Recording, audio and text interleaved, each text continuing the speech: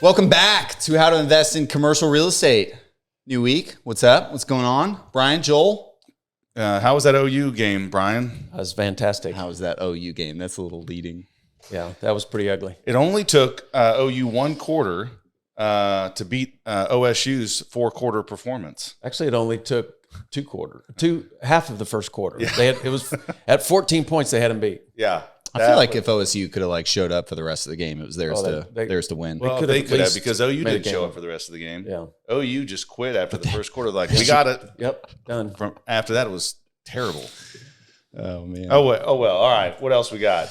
Well, I played a game of Monopoly this weekend with the kids. Love that game. It got me thinking, what's the first thing you do when you go to Monopoly? You get all this money, right? And then you start playing the game and you immediately land on a property and it's up for sale. And 9 times out of 10, you buy it. Yeah, you buy it. Yeah. Right? Of course, that's what you do. You buy it. Somebody else lands on it. They pay you rent. It's a no-brainer. But when we're not in the game, people overcomplicate it. They overthink about it. They stop buying things. And I saw this picture, this meme. It was like, imagine playing Monopoly and going round and round and round, collecting $200 every time you pass go and never buying an asset that produces cash flow. Yeah, you would lose the game. You'd lose. You'd lose the game and it would suck. It would not be any fun. It doesn't matter how much money you accumulate. Sooner or later, you're going to lose Monopoly if you don't buy assets. Yeah, because you're paying all the rent to everybody else. And it was just like this, anecdote to life, right? It's so easy to get stuck in a job, pass go, collect your $200, and then go pay it in rent, pay it in consumable things, and never really advance. If anything, you're losing money every single time. So just get out there and buy something that produces cash flow, right? Don't go buy something for your first investment where you're like, oh, this is going to go up. Trust me, it's going to go to the moon. Like, buy something that pays you next month. That's guaranteed. Yeah, if you're super wealthy and you don't need cash flow to live, then you can buy assets that produce no cash flow, and with the hope or expectation that 10 years from now, 20 years from now, they'll be worth double, triple, quadruple what you paid for them.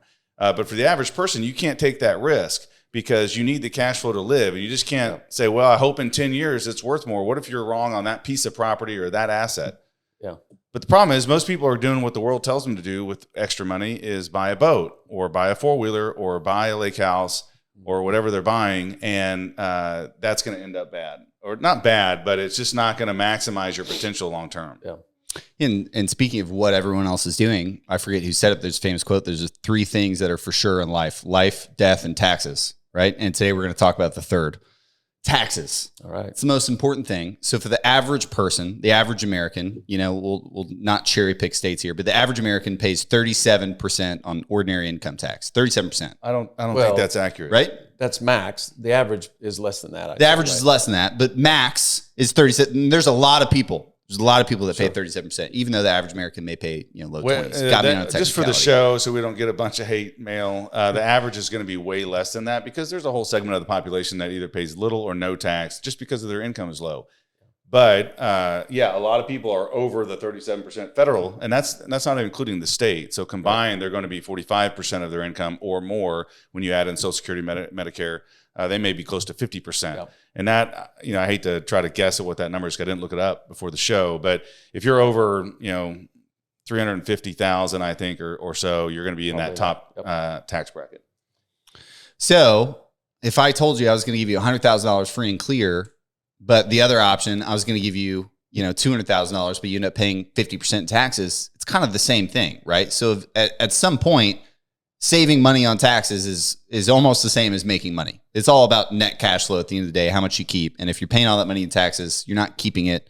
So this show is going to be about how to keep more money through the power of real estate. Yeah, let's do it. So what are I think we came up with 3 big ones that people need to learn about in order to reduce that tax burden with real estate.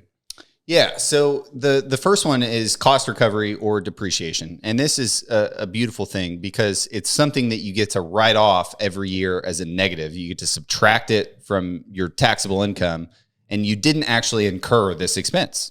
That's huge because the government is saying, hey, we'll allow you to do this even though you didn't spend that money. That doesn't happen very often in most taxable things. You hear about people, oh, I bought a new truck. Why? So I didn't have to pay taxes.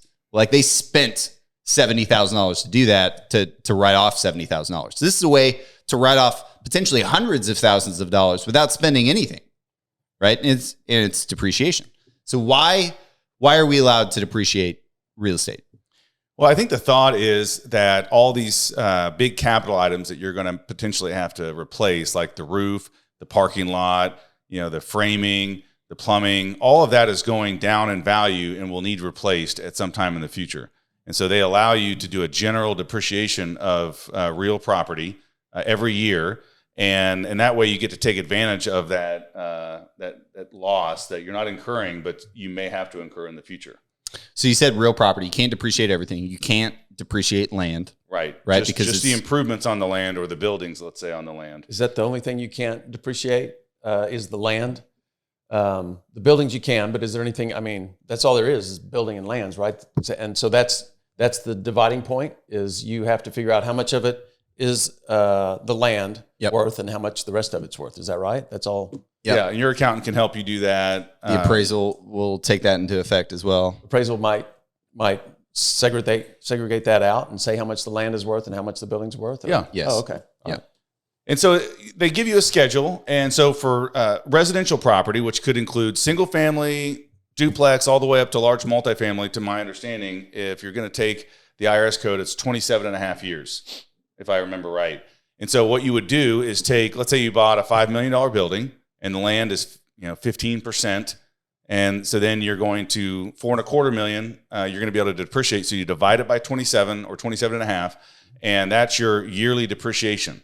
Okay. And so let's say you have we've gone over a profit and loss, and you have all your income and all your expenses. So let's say the investor is making a 10% return on the $5 million property. They got an 80-20 loan. So they put on $1 million and the property, they're expecting, a 10% return on that. So they're making $100,000 a year in cash flow.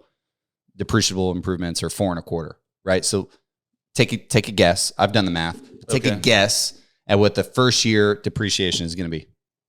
No idea. I'm going to say 180,000. 180,000. That's a good guess. So it's 154. Okay. 154. You made $100,000 in cash flow. So you put $100,000 in your pocket. You put $100,000 in your pocket. Don't scrape my walls.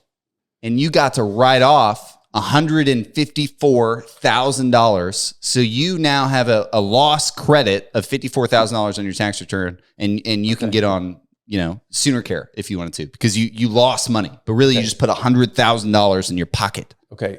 Every investor can do that. There's no limits on that. That's great. Well, you guys and your technicalities. It is a good question. And everybody can write off that 100,000. Okay. But what happens to the other 50? You get 50,000 more that you can write off. Mm-hmm. That will stay on that tax return for that property, and you'll carry forward that to the next year. Okay. And then also, isn't there accelerated depreciation? There is. You don't have to do straight line depreciation. So that's straight line depreciation. So what you're talking about is doing a cost segregation study on a property. And we've mentioned this, I'm sure, several times throughout the podcast, but a cost segregation study is exactly what it sounds like. They go and segregate all of the costs associated with building that building, because they say that the different parts of the building, like a light switch, may have a depreciable life of 5 years. So now you can write off 1/5 of that light switch every year. So they go in and study the building and say, hey, this stuff is actually going to deteriorate in like 5 to 7 years, whereas the majority of it's going to deteriorate a lot longer. So it allows you to depreciate way more up front. Okay. So if you're looking at 27 and a half years for a residential property, the first year is about 3.5% of the value of the improvements you can write off the first year. Okay. And with the commercial property, so that's non-residential, commercial property is 39 years. And so the first year, it turns out you can write off about just under 2.5% in your first year, and then every year after that. Mm-hmm. By using the cost segregation study, you can get that up to 8-9% or more the first year. Yep. And is there any reason you wouldn't want to do cost segregation method? It seems like you would want to, because then if you sell the property and you've depreciated more, then that's to your advantage, isn't it? Because the depreciated value is less, so your gain is less, right? I mean, I think it really depends. It'll be a decision that each person has to make based on the other parts of their tax situation. Right. But the depreciation, so you get to write it off this year, but when you sell the property, you got to what's called a recapture that. Okay. If so see. you'll have to catch that back up. Gotcha. Okay. And that you recapture depreciation at 25%. Say that again. Say it again. You recapture depreciation when you sell at 25%. So if you are, paying, let's say you don't make a lot of money, and in addition to your, apartment investing, and you're at a 10% tax bracket, you wouldn't necessarily have to depreciate the property in order to take advantage of the situation. But if you're at a high tax bracket, well, now you can get the benefit of keeping a ton more of your income. And then when you, let's say you're at a 40% tax bracket or 35% total tax bracket. Now, when you recapture, you're only recapturing at 25, and you got that basically interest-free loan from the government while you held that property. Right. So most people it's going to benefit in some way or another. Interest-free loan from the government. So yeah, that is exactly what it is. They're saying, here, you can keep your $100,000. Don't pay us taxes on that. We'll allow you to depreciate $150,000. We'll do the same next year. We'll do the same. We'll continue to allow you to write off depreciation against your actual cash flow that they know you're taking, and we'll tax it lower than you're probably lower. Potentially lower. Right? Because most real estate investors, let's face it, they probably have excess cash that they're being taxed on to then invest in real estate. So they're probably paying a higher tax rate than 25%. So there's a net savings for them. They're allowed to take it now and they pay less tax later. That makes no sense. Yeah. How do they say you can pay us less taxes now and less taxes later? It seems like they should get you at some point, but they don't. And so the depreciation that you're taking, you can count that again, offset capital gains and income both with that depreciation on your taxes? You can offset capital gains with depreciation. I believe so, yes. Okay. Yes, because they're both passive forms of income, I believe. Get advice from a tax accountant. What you can't use that, let's say, extra depreciation to write off against is ordinary income or active income. Okay. So the only exception to that, we've talked about it before, and we may have even done a podcast on it, is if you qualify as a real estate professional, then any losses that you make on any investing activities in real estate can offset any income that you make. Okay. And so that's the only exception, is if you can qualify as a real estate tax professional. Otherwise, if you're an investor on a deal and you are getting cash flow from a deal and you have more depreciation than you have cash flow, it just stays in that deal and rolls to the next year, and you get to use it again against future income, because maybe your income will go up and your depreciation may stay the same if you haven't cost segregated done the study. And so that way, as the cash flow increases, you have depreciation sitting there in your tax return that you can offset for future years. Okay. Real quick, one more question. Who does the cost segregation study? There's a bunch of companies out there that do cost segregation studies. Just type it in Google, put a little bit of effort, and you'll come out with some knowledge. Okay. All right. Okay, that's the first one, is depreciation. And it's so valuable with real estate. It's really what sets real estate apart from some of the other asset investments that you can look at. Second. It's arguably why the real estate designation was created, is depreciation, right? So these big active income earners weren't just buying depreciation from anyway. Right. So to figure out your tax liability, you take your sale price minus your adjusted basis, which is just the cost you paid for the property plus any cost it took you to buy that property. And then you subtract your depreciation again, because you're paying depreciation recapture on that. And this is your capital gains, or the amount that's subject to capital gains. And capital gains is an even lower tax bracket than depreciation recapture. Capital gains is 20%.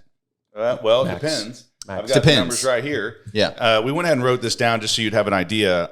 If you're married filing jointly, and there's for, you can file single. You didn't single out the single people? No. What about the head of households out there? Those are less than married filing jointly, so I just went with that, but you can look it up, and they're actually pretty similar. But the capital gains tax percent is 0% for any capital gains from 0 to about $90,000 in a given year. For a married couple. That's free. So once again, that's a reason you should be buying assets, not just real estate, is any asset that you get capital gains on.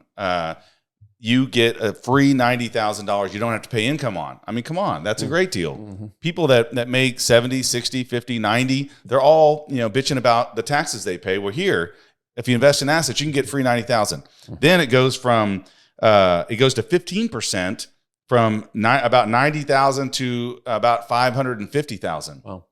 So 15% is lower than most people are paying. But you know who it's really lower than is an active income earner making 400,000. They're going to be in the 35% tax bracket. Right.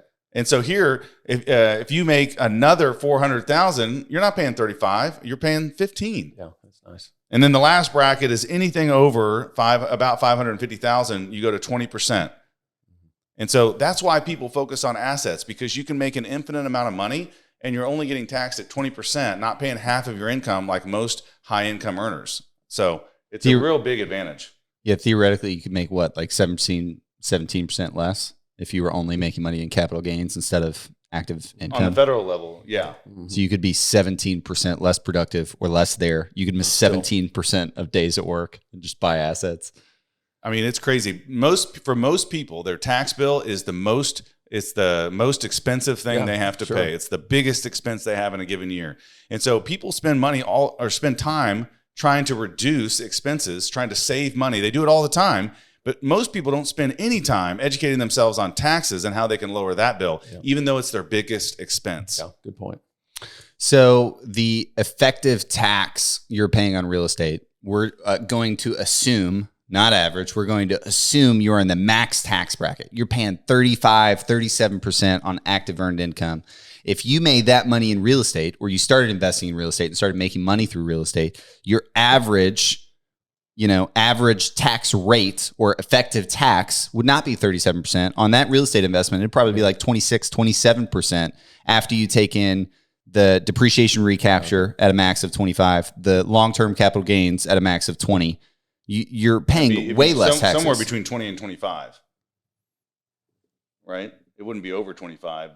It wouldn't be over 25. You're right. Depreciation recapture is 25, and capital gains, which is most likely going to be bigger than your depreciation recapture, is at 20. So could be 22, 23, and that's if you're paying all the taxes that you owe on real estate. But the last thing we want to go over today to make this show a little bit shorter is the 1031 exchange.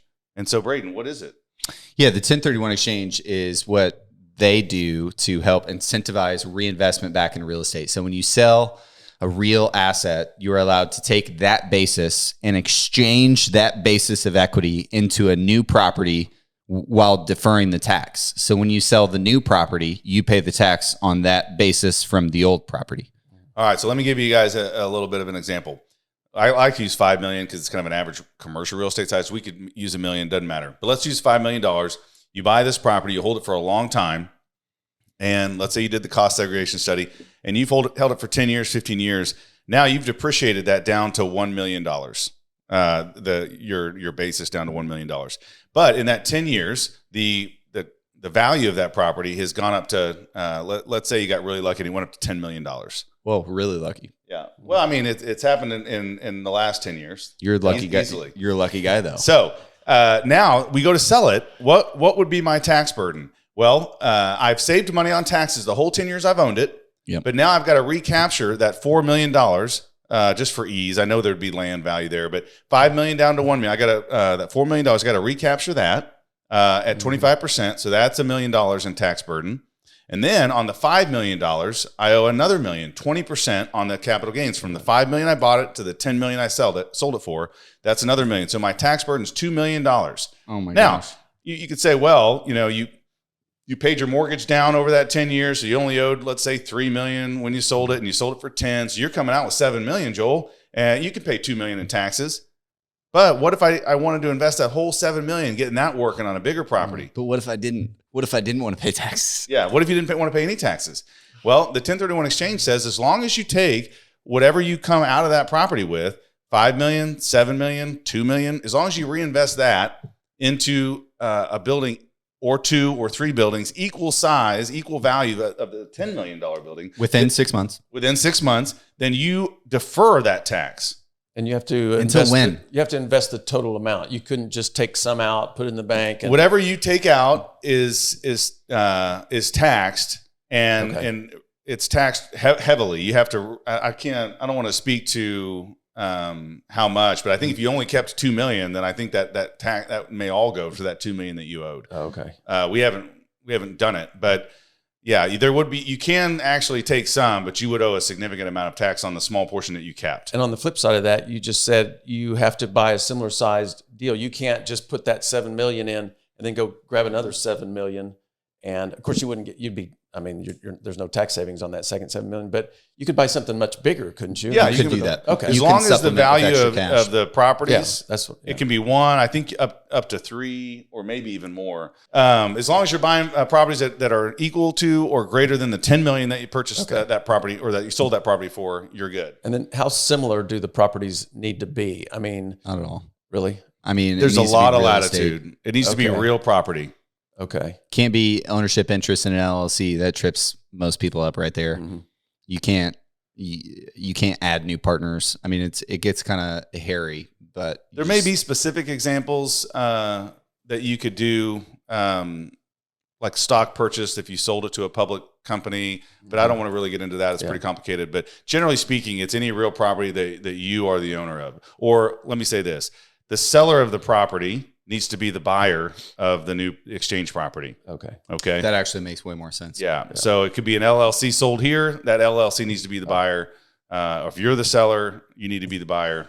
Okay. Yeah, and you don't sell something, take all the money from the title company, and then go to your accountant and say, hey, I just got all this money from closing and I want to do a 1031 exchange, because you already messed it up. Yeah. You So already messed it You want up. to know? So could you say, I'm not sure if I'm going to be able to do a 1031, but you go ahead and make provisions for it, and then if you don't find a property, then No, that's a good point. That's exactly what you do. I don't want to make the show, because you could do a whole show on 1031 exchanges. Sounds But yeah, basically ask your accountant, your attorney, and your title company when you're about to sell a property, hey, I want to do a 1031. What steps do I need to take? But generally, the title company or some other intermediary needs to hold those funds while you're out looking for your property. You have 45 days to identify a new property. You have 6 months to close on that property. So if you try it and you don't find anything to exchange into, then you just take the funds and pay your taxes. okay.